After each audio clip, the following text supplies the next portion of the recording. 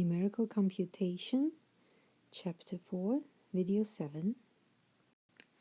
In this video, we will look at some more advanced algorithm called recursive rules.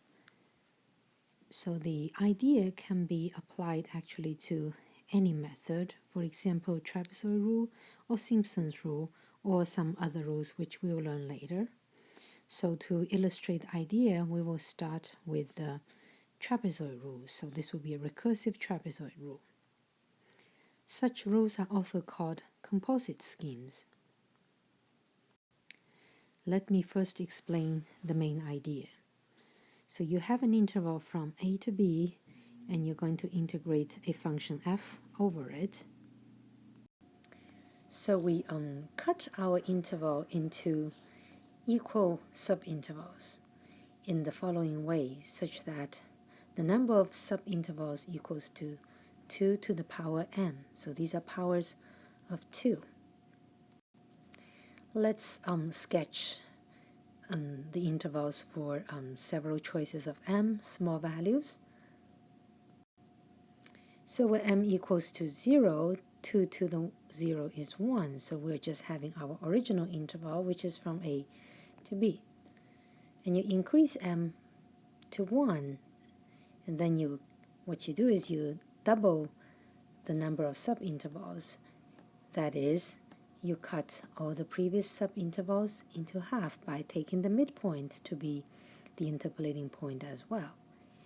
And then when m equals to 2, then you cut it into 4 pieces. That is, you take the previous point and you cut all the subintervals right in the middle into now 4 equal pieces. So if you take one more step, when m equals to 3, well, you will keep these 4 subintervals, and then you cut each into half. Therefore, you have 8 subintervals, and so on and so forth.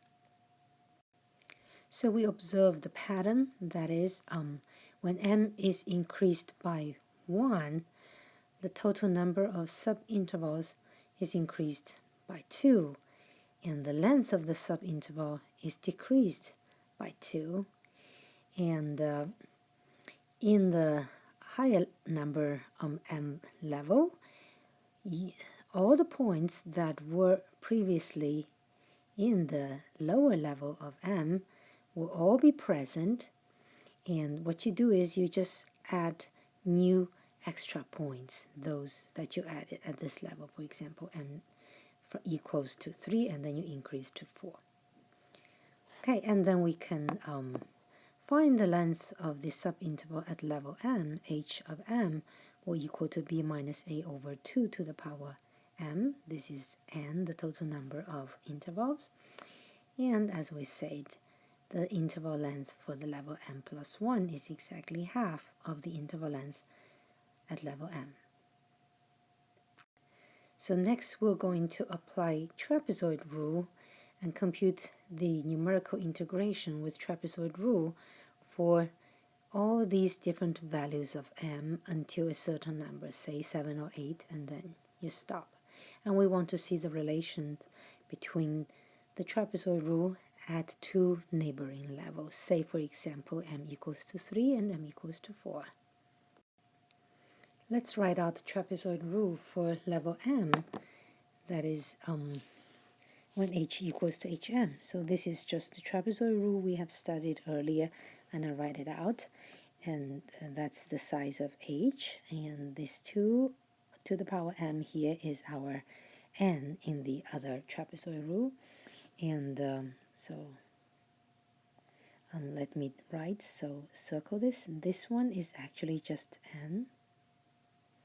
Okay, and what I have here, then a plus I hm, remember this is exactly xi. Okay, so that's just the trapezoid rule. And now let's increase the value of m by 1, and let's look at m plus 1 here, hm plus 1, and then I'm writing out the trapezoid rule again. This is the same as the previous one, except I changed m into m plus 1. Now, from the discussion we had before, we know in this summation sign there are 2 types of points. One part are those points that were already present in the previous level. And the second part are the newly added ones. These are the ones that we cut the interval into half and add a new point. So all the newly added ones will have odd index numbers at this level. So we're going to break this summation sign up into two different summations for those two types of points. So this is what we have. The first line here are all the points that were present at the previous level, so we collect it. And this summation are summing over all the newly added points and knowing that they contain all the odd index.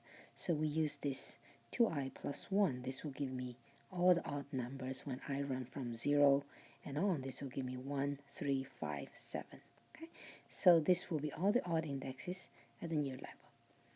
And now we make the observation that if we look at this part here, comparing to the computation we did for t at level m, and we see that it exactly equals to the same as what's in the bracket here. See that? So at the new level m plus 1, this part of computation I do not need to repeat. I can just use whatever I have done earlier. Therefore, I can rewrite this as follows. So joining an hm together with what's in the bracket, this gives me t at level m, and then this is multiplied by half. And then I have the remaining summation multiplied by this, and this is h of m plus 1, and then I write that summation here. Okay, so you see now t at level m plus 1 is defined using the value of t at level m in a recursive way. Let's take a look at some advantages of this method. So one thing is that if you computed the integration for some number of intervals, say n, at level n, and this turned out to be not accurate enough, then you can simply cut all the subintervals into half and do another computation, and you can keep the previous computation. So this offers some flexibility. And furthermore, the formula we have seen, it allows us to compute a sequence of such approximations where the size of the subintervals are constantly being halved. And in the computation, you do not have to throw away the previous evaluation. You can use them to minimize the function evaluation times and to get a very efficient code. Okay, now here's a question for you.